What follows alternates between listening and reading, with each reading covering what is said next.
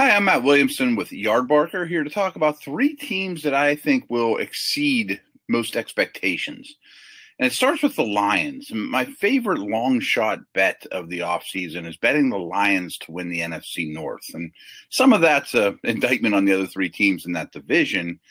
But I think it's easy to forget just how good Matthew Stafford played last year. And I don't think it was a fluky small sample size thing. I think it was a good, mesh of where he's at in his advanced career, really in his prime years, and using him properly and throwing the ball down the field. And overall, I like this Lions offense quite a bit. They've got a lot of playmakers. I think the offensive line's pretty solid, and the defense isn't great, but I think it's going to make for a lot of entertaining Lions games.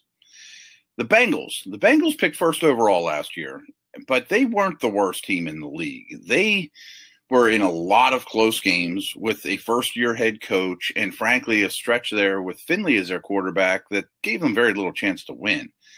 I look at this offense, and I know Joe Burrow is going to be in over his head for a while, but I think his makeup is great for handling that, and it's a tough division. But I think the Bengals are a lot more competitive than people think. I think the supporting cast, offensive line aside, around Burrow is really strong. They've added some things on defense, and I think Coach Taylor in the second year will have a better idea of how to pull out some of those close games. Last team I want to bring up, though, is the Rams. And I feel like in a very difficult NFC West, people are leaving the Rams for dead. But this past year, under the current rules, they would have made a play. They would have been a playoff team as the seventh seed. The year before that, they were in the Super Bowl. The defense worries me, but it does have Ramsey and Donald with, provides massive amounts of star power. But I think the offense is going to be quite good. And I thought the offensive line came around a little bit last year. They've got a variety of weapons. I think Goff gets overlooked a little bit as a talented young guy.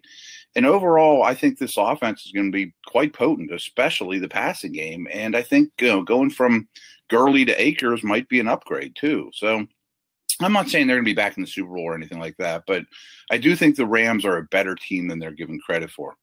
Thanks so much. I am Matt Williamson with Yardbarker.